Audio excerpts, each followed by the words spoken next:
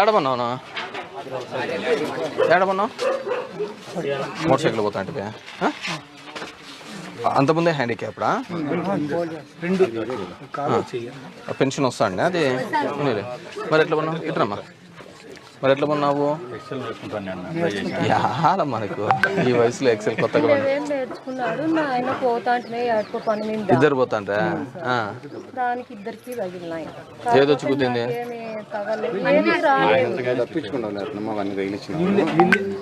ఎట్లా ఇంకా